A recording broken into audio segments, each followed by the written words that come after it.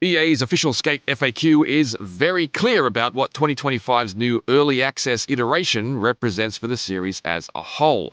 This isn't a sequel, remake, or a remaster, it's the evolution of the Skate franchise, states the brief explanation. The first part I wholeheartedly agree with. This is not Skate 4, and it certainly isn't a remake of the originals by any stretch of the imagination. The second part is not entirely untrue either. It is an evolution of sorts. That is, it's certainly changed. A lot. Unfortunately, this means this new version of Skate bears little semblance to the late 2000s originals I love, and I'm currently finding it impossible to warm to its sanitized, homogenized, and monetized reinvention. Yes, Skate has evolved dramatically, but it's done so to blend into its free-to-play, service game-dominated surroundings, like moths in the sooty cities of the British Industrial Revolution. I don't think I've ever compared a game to an insect before, but perhaps it makes sense when I find it this repellent.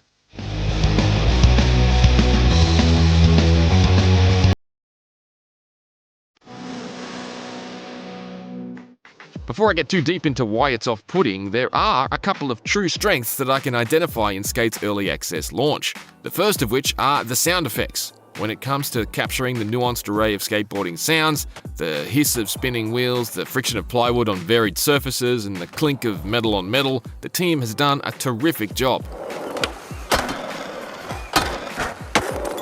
It must also be established that the feel of Skate, when you're on a board at least, is still supreme. I adore the wild arcade wackiness of Tony Hawk's Pro Skater, and I respect the punishing twin-stick precision required by the likes of skate sims like Session, but Skate's controls are my jam. Just about everything I crave is wrapped up in its approachable yet deceptively deep system. Tricks on the right stick, turning on the left, grabs on the triggers, and grinds on how good you are at lining them up. Now, the new Skate doesn't quite look and feel identical to the older games. Turning appears a little stiffer and probably lacks a bit of the more pronounced and organic lean from the early Skate games. Grind assist is also considerably too sticky by default, and there's definitely jankiness present in the transition skating. I'm experimenting with the pump settings, but I haven't quite cracked a consistent solution to always getting the momentum I want and not getting randomly bogged down. Skitching is absent, and there are some other missing tricks. Overall, however, it's entirely familiar enough to be instantly intuitive to me as a returning player. At a minimum, Skate has done a fine job of reconstructing that buttery, legacy street skating feel from the original games. That's an important thing to bring back if you're going to use the classic name. Unfortunately, that's all it brought back.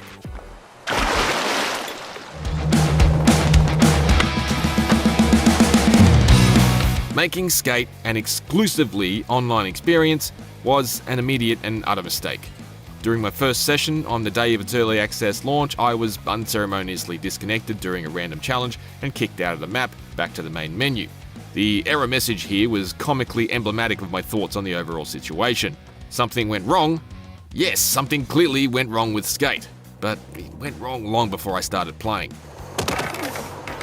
I am, of course, aware that server problems and queues are typical of day one of a new online game, although I am still waiting in queues the week after launch. The community has come to accept this compromise as the opposite side of the free-to-play coin. For me, this is uncharted territory. The last time I waited in an online queue, I was buying concert tickets, but at least I got Cease to Metallica out of it. Skate is giving me no such joy. It does not benefit from being an online-only live service. It has new priorities, like selling $25 clothing ensembles. To pass the downtime, I played a bit of the existing Skate trilogy, all of which are parked on my Xbox courtesy of backwards compatibility and will work just fine offline today, tomorrow, and in 10 years' time. In a deeply unfortunate twist, playing the new Skate is regularly just as annoying as not being able to play it. Every part of Skate has been corporatized and Disneyfied, from art style to attitude. Remember the authentic human characters that accompanied your skater as you progressed through the story modes of the old games, who would blurt in sympathy as you broke every bone in your body? Well, forget anything like that. Holy cow, oh my god. Your filmer in the new Skate is an AI app called V. My name is V. I am an app designed to be your virtual guide. Who just may be the single worst video game character I've ever encountered. V's dialogue is beyond nauseating and is delivered in a faux robotic fashion that makes it doubly awful. Vocab education refresher. Footy is short for footage. It's essentially a simulation of AI slop, mining 35-year-old LL Cool J songs for quips even my mum would wince at. Your female parent said, knock those objectives out. Here's a good one. I taught Izzy the finer points of skating the ramps up here. Such a froth and grom. Sadly, the human cast is no better. They're saddled with an inauthentic, overwritten script stuffed with cringeworthy sentences no person would ever say aloud, and lines I'm not even sure the voice actors quite understood before reading. That was crazy! You shredded the beep out of old Bonsky. Who says the word beep instead of cursing, even mildly? Everything that's even a fraction edgy or mature has been masked under layers of corporate coddling, like those soft, squishy curves that stop toddlers from splitting their heads on the corner of a kitchen bench. The Dax acquired some lumber and went nuts with the wooden whoop-de-doos here. You know why they're called that? Because some old guy said they make you yell, whoopee, when you ride or air them. Knowledge. You can, I guess, mute the dialogue, but that doesn't make it immune from criticism. Besides, the dialogue is also just one part of a cavalcade of complaints I have about the current state of Skate. Why was it so important, for instance, to concoct an in-universe explanation for the fact that nobody in Skate's new city of San Vansterdam can suffer any injuries? If you're wondering why your slams don't hurt, you can thank a local startup called Impromptu for that. Making skaters invincible thanks to the medical miracle of Impervatech doesn't make Skate better. It just feels like it's here because some suit was worried about the optics of children playing a game where people tossing themselves off buildings might have to be depicted as being seriously hurt. Hurt much? No? Impervatech. As a result, Skate's traditional post-wipeout x-rays and bone-snapping sound effects are totally gone, as are injuries, grime and wear on skaters and their boards. My sons began playing the original Skate games from about the moment each was old enough to hold a controller. I vividly remember them cackling uncontrollably at how many bones they could break as their characters tumbled and fell, their skeletons squelching and shattering. Skate 2025 seems totally toothless in comparison. It treats its audience like babies. Okay, for the next bit, I'm supposed to read from this. Thank you for trusting Impervatech. Skate's art style doesn't do it any favours either. The stylized approach may be crisp and colourful, but it's also vanilla and boring. The doe-eyed sim-style character models do absolutely nothing for me. I don't like their plastic beards or their chunky pants, and I certainly don't like being surrounded by them at all times, particularly when other players have a habit of visibly stuttering, lagging, or even floating as they move by. It's also a complete eyesore having huge clumps of people constantly clipping into each other. I don't know where I start and everyone else begins.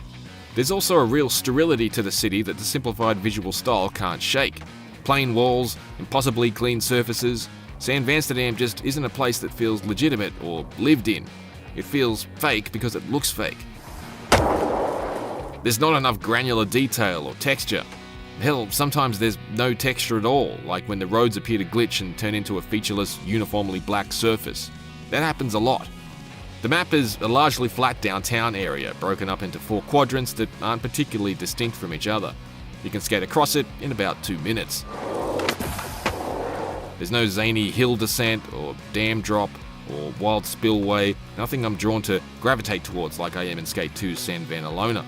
There was a sense of reward in finding a neat place to skate in the original games because the maps primarily felt like cities, not skate parks. The DNA of San Vansterdam is that everything is skate park adjacent. Top of a building, skate park. Inside a church, skate park. At this point, designing the city to be an unrestrained skate utopia just feels like too much, like it's a big Tony Hawk's Pro Skater level instead of a city you can skate in. It's weird when the original skate games are the opposite of that. Speaking of pro skaters, don't expect to see any of those old faces in the new Skate. This obviously means no cleverly edited live-action intro montage packed with recognisable skaters and silly situations. Starting with a memorable short film may have been a tradition for the original trilogy, but that idea appears to have been firmly kick-flipped to the curb. More disappointingly, however, it also means no pro challenges, no real-life skaters to meet and speak to you as you progress through what constitutes the campaign at the moment. As it stands right now, the campaign feels weak. Part lengthy tutorial, part service game treadmill, where miscellaneous skating tasks are rationed out every 24 hours. Some of these are satisfying enough, and they do reward a certain degree of mastery of Skate's classic controls. That is indeed a proper car. There are stints of Skate where I'm absorbed to some degree, sure, but there's surprisingly little to it right now, particularly considering how immediately the daily challenges have begun to repeat. In terms of solo content, there are no competitions, no death races, no games of Skate, no magazine cover shoots or sponsorship challenges. The campaign missions, or tours here, are really just a series of lessons, or mobile game-inspired fluff like skating through some basketball-sized bird poo.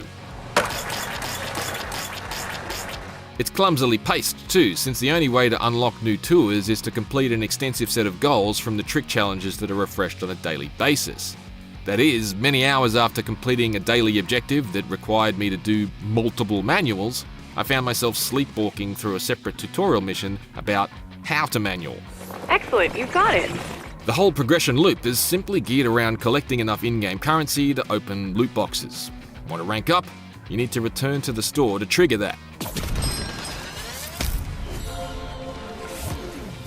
Hey, while you're at the store, why not open some boxes of crap with all your in-game credits?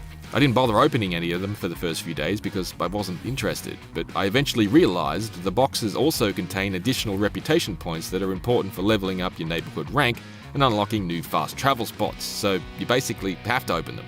This means sitting through the unskippable congratulations animation for each individual one that I assume has been meticulously modeled for maximum poker machine potency every single time. Which boxes? These ones, just past all the premium items you need to hand over real money for instead. Wait, why are there bundles of items priced at 1,600 skate bucks when skate bucks are available in increments of 500 and 1,050? Oops, guess you'll have to buy more than you need. It's insidious and I hate it. I hate it in other games and I hate it in this one. I'm not young and immune to the caveats of free-to-play gaming. It makes it feel like a service in a store first and a game second. Hell, maybe that's true. After all, if it walks like a duck and it quacks like a duck, it's a duck. That's what my female parent used to say. You shut that down. The ducks will dig the pussy. That was nuts, and they ain't allergic.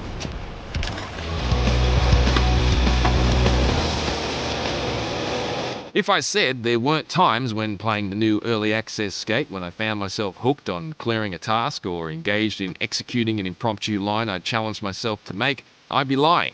Thanks in large part to its smooth controls, it is true that cruising around in Skate does have the capacity to tickle the dusty part of my brain that still delights in booting up Skate 2 every now and then, just to turn back the clock, noodle around and unwind. However, these moments are fleeting. Skate is just so aggressively different in tone, style, and spirit from its ancestors that any brief trance I found myself in was constantly broken by its embarrassing dialogue, trite art style, and sterile mobile game style progression. Arming Skate with a faithful facsimile of the incredible feel of the old games means little if the rest of it is constantly turning me off. Unfortunately, Skate is so fundamentally irritating and unsatisfying in every other way that there is currently just no appeal here whatsoever for me to play this over any of the originals, old and creaky as they may be. I don't know what Skate will look like in 12 months' time, or when it's no longer in early access, but it's left a horrible first impression. The Fortnitification of Skate may well be the most disappointing thing to happen to skate culture since razor scooters.